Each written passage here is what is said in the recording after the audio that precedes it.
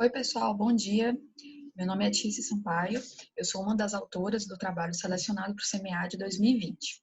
O primeiro autor é o Rubens Carlos Rodrigues e eu vou estar fazendo a apresentação para vocês aqui.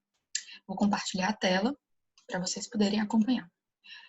Bem, o nome do nosso trabalho foi intitulado Produção Científica sobre Governança Corporativa no Contexto Brasileiro, uma análise do período de 2009 a 2019.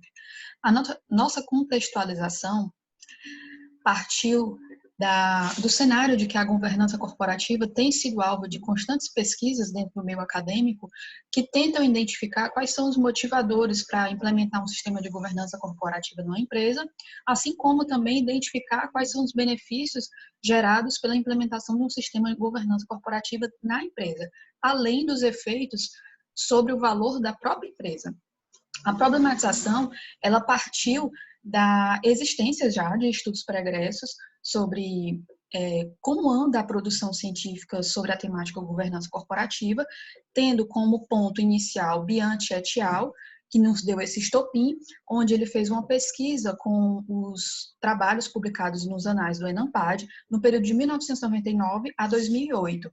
E daí a nossa problematização veio porque não houve, após essa pesquisa do Bianchi et al., dentro dessa população de trabalhos do ENAMPAD, que é considerado aqui no Brasil um dos encontros mais importantes no meio acadêmico, não houve uma continuidade para saber como anda essa produção após esse período. Dessa forma, a questão problema é como está configurado o campo de pesquisa científica sobre governança corporativa no contexto brasileiro. O objetivo, então, é compreender a produção científica brasileira em governança corporativa nos artigos apresentados no ENAMPAD no período de 2009 a 2019, contemplando, assim, um período posterior à pesquisa feita por Bianchi et al. A justificativa é poder identificar quais são as tendências das pesquisas e as publicações científicas, quais são os autores que estão publicando mais, o que é que eles estão publicando, as instituições que abordam esse assunto, as temáticas envolvendo também. Nosso referencial teórico foi dividido em duas partes. Eu vou ser bem breve para poder deixar tempo para a parte dos resultados. A governança corporativa, a gente abordou desde a parte do ponto inicial ali da separação da propriedade do controle de Merlin Lins, passando por Jensen e McLean, e chegando ao que hoje temos como governança corporativa, sendo um sistema que permeia toda a corporação e representa, de uma certa forma, os princípios, valores e condutas éticas que aquela corporação usa para conduzir os seus negócios, e assim também se relacionar com o meio corporativo e outras empresas e constituir os seus negócios. Com relação à seção de estudos pregressos, levantamos alguns estudos bibliométricos já feitos nessa temática, como o de Silvia et al., que teve uma amostra mais de trabalhos internacionais, onde ele observou que dentro da governança corporativa, a maioria dos trabalhos são de abordagem quantitativa. O Ora, Oliveira e Forte, que usou também a trabalhos do ENAMPAD, mas dentro do período de 2003 a 2012, observaram que não houve um crescimento e uma produção expressiva desses trabalhos nessa temática, e por fim Bianchi et al., que nos levou a motivar a fazer esse trabalho, a continuidade. Que ele observou um crescimento substancial das pesquisas a partir de 2002. 2002, esse ano de 2000, também é um marco porque no Brasil foi o primeiro código de governança, práticas de boas governanças, né, emitido pelo IBCG, que também acabou sendo um marco, porque as empresas passam a ter um modelo para poder fazer a implementação do seu sistema de governança corporativa. O método desse trabalho, a gente usou como objeto de estudo os artigos do ENAMPAD, a população inicial de 11.204, aplicamos 2 filtros, usando a expressão governança corporativa, o que nos levou a uma amostra-alvo de 286 artigos, no período já comentado, 2009 a 2019, é uma pesquisa do tipo quantitativa, descritiva com análise documental e de conteúdo. Usamos algumas técnicas de estatísticas descritivas e leis bibliométricas. Com relação aos resultados, nós obtivemos que a produção média anual dentro desse período foi de 26,1 artigos, com uma tendência de crescimento dessa temática ao longo do tempo.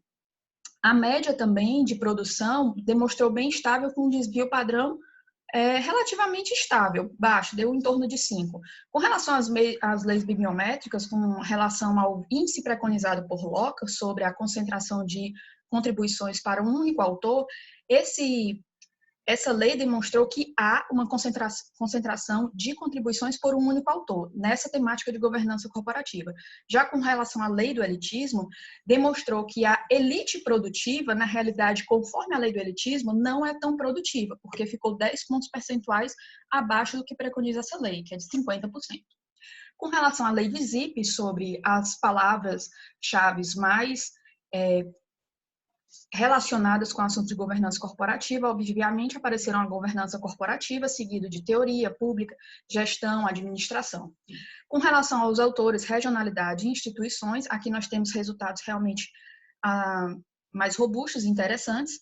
Apareceram que, com relação à pesquisa de Bianchi et al. E também com a de Oliveira, Forte de 2014, houve um acréscimo da participação do gênero feminino na produção científica, onde esse percentual, esses pontos percentuais de incremento chegaram, com relação à pesquisa de Bianchi et al., a quase 9 pontos percentuais. Também houve um aumento no número de autores que estão produzindo sobre governança corporativa. Com relação a Bianchi et al., foi 47 autores a mais.